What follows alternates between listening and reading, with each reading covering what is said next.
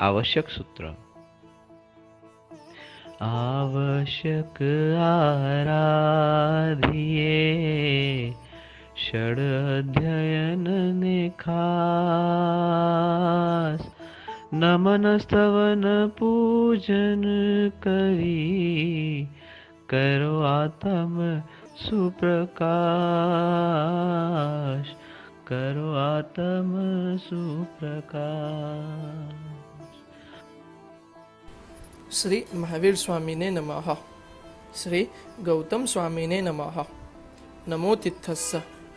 नमो नमो नाण दिवायरस्स। परम उपकारी गुरुदेव, युग प्रधान आचार्य सम परम पूज्य पन्यास चंद्रशेखर विजय जी महाराजा के शिष्य परम पूज्य आचार्य भगवान श्री मेघदर्शन सुरेश्वर जी महाराजा का यह परिपत्र मैं आपको पढ़ के सुनाता हूँ।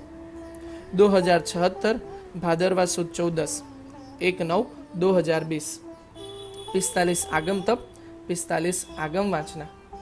जिन जो जन भूमि वाणी नो विस्तार, प्रभु अर्थ प्रकाशे रचना गण दरसार, सो आगम सुनता छेदीजे गति चार, जिन वचन वखाणी लीजे भवनो पार।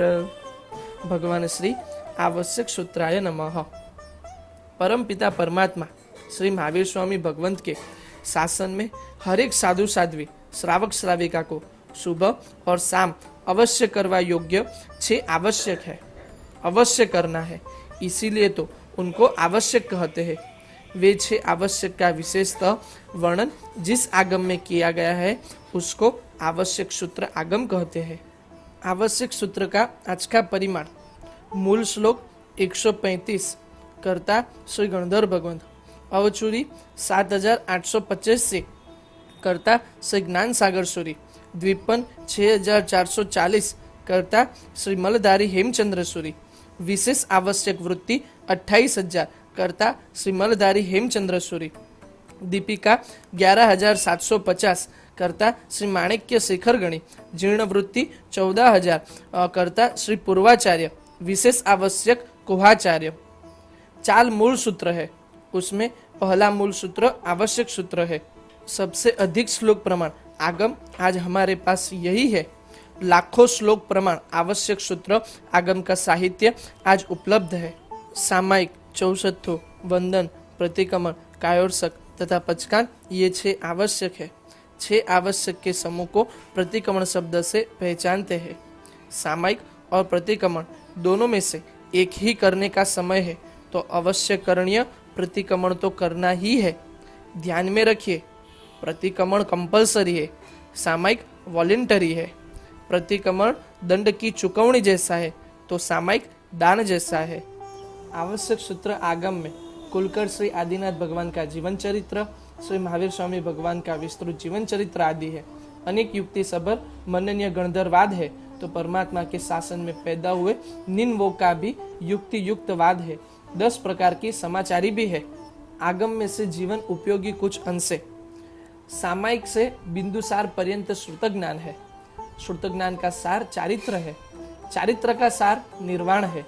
जो जीव तप संयम योगों को वहन करने में समर्थ नहीं, क्रिया करता नहीं, वो श्रुत ज्ञान की कितनी भी प्राप्ति के बाद भी मोक्ष नहीं जा सकता। ज्ञान और क्रिया दोनों जीवन में चाहिए। श्रुत ज्ञान सायोग क्षमिक भाव में है, मोक्ष सायिक भाव में है। कसायों का क्षय करने से ही केवल ज्ञान मोक्ष की प्राप्ति होगी। वही भाव में ही मोक्ष जाने वाला जीव भी जब तक अनंतानुबंधी कसायों को शिथिल नहीं करेगा तब तक सम्यक दर्शन की प्राप्ति नहीं करेगा।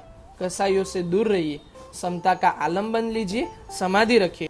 कसायों की उपेक्षा कदापि ना कीजिए। थोड़ा कर्जा, थोड़ा घाव, थोड़ा अग्नि या थोड़ा कसाय किसी पर विश्वास न कीजिए। आज जो थोड़ा लग रहा है कल व्यापक बन के बर्बाद करेंगे। विनय द्वारा नम्र जुड़ा हुआ हाथ वाला, गुरु की इच्छा अनुसार जीवन जीने वाला शिष्य द्वारा आराधित गुरु महाराज अनेक विध श्रुत ज्ञान देते हैं। श्रुत में अनादर वाला निरुपकारी स्वच्छंदमति शिष्य का कल्याण कैसे? निंद्रा विखता छोड़ के 2 हाथ जोड़ के गुप्ति युक्त भक्ति बहुमान पूर्वक उपयोग से गुरुदेव के पास जिन वाणी सुननी चाहिए। भक्ति और विनय से गुरु को संतोष देने वाला इच्छित सूत्र और अर्थ को जल्द से प्राप्त करता है। निश्चय नय से आत्मा ही सामायिक है। सावध्य योग से विरक्त, त्रिगुप्त, संयत, उपयुक्त, यत्ना वाली आत्मा ही सामायिक है। गुण युक्त जीव सामायिक है। सम्यक्त्व सामायिक, श्रुत सामायिक, देशवीरति सामायिक, सर्ववीरति सामायिक, ऐसे 4 प्रकार है। सामायिक करते समय श्रावक साधु के समान है, अतः बार बार सामायिक कीजिए। 10 दृष्टांत से दुहला मानव जीवन को प्राप्त कर जो जीव परलोक संबंधित हित करता नहीं, उसको मरण समय पछतावा करना होता है। मनुष्य भाव प्राप्त कर जिन वाणी श्रवण में प्रमाद ना कीजिए, आलसी न बनिए। नमस्कार निरुक्ति में नमस्कार का प्रभाव बताया है। मार्गोपदेशकता, अविनाशिता, आचार, विनय और सहायकता क्रमशः पंच परमेष्ठी का गुण है। पंच परमेष्ठी भगवंत को भाव से वंदना कीजिए। नमस्कार से मंगल और कर्मक्षय होता है। अर्थ, काम, आरोग्य, यश, कीर्ति की प्राप्ति इस भाव में और परलोक में मोक्ष, स्वर्ग या अच्छे कुल की प्राप्ति होगी। जिस पाप की माफी मांग के वापस वही पाप बार बार करने वाला प्रत्यक्ष मृषावादी है, मायावी कपटी है, उसका मिच्छामि दुक्कडम सही नहीं। पाप की माफी तो मांगनी ही है, वापस वो पाप नहीं करने का निश्चय भी करना है। अष्ट प्रकारी पूजादि रूप द्रव्य स्तव साधु को है नहीं करने योग्य और श्रावक को उपादेय करने योग्य है। पूजा से संयम की प्राप्ति होती है। लोकगस्य सूत्र द्वारा 24 भगवंत का नाम स्मरण करना है, वंदना भी करनी है। दर्शन, ज्ञान, चारित्र, तप, विनय आदि में जो सर्वकाल उद्यत है, वैसे श्रवण आदि वंदनीय है। विशुद्ध मार्ग प्रभावना से प्रवचन का यशकारी है। उनको वंदन करने से कर्मक्षय, गुण अनुमोदनादि का लाभ होता है। व्यापक्षीय, परांगमुख, क्रोधादि, प्रमाद से प्रमत, आहार निहार करते समय या करने की भावना वाले गुरु को वो संयम वंदन नहीं करना चाहिए। शांत प्रशांत हो, आसन प्रतिष्ठित हो, उपशांत हो, तभी वंदन करना चाहिए। वांदना सूत्र द्वारा वंदन करते समय 25 आवश्यक में उपयोग में रखें। मुपत्ति का प्रतिलेखन सीख के बोल पूर्वक व्यवस्थित करें। 32 दोष रहित वंदन करने से पहला विनयोपचार, दूसरा मान भंजन, तीसरा गुरुजन की पूजा, चौथा तीर्थंकर की आज्ञा का पालन, पांचवा श्रुत धर्म आराधना और छठा मोक्ष प्राप्ति का लाभ मिलता है। भाव से वंदन कीजिए। उत्सर्ग मार्ग से पाप न करना वो ही प्रतिक्रमण है।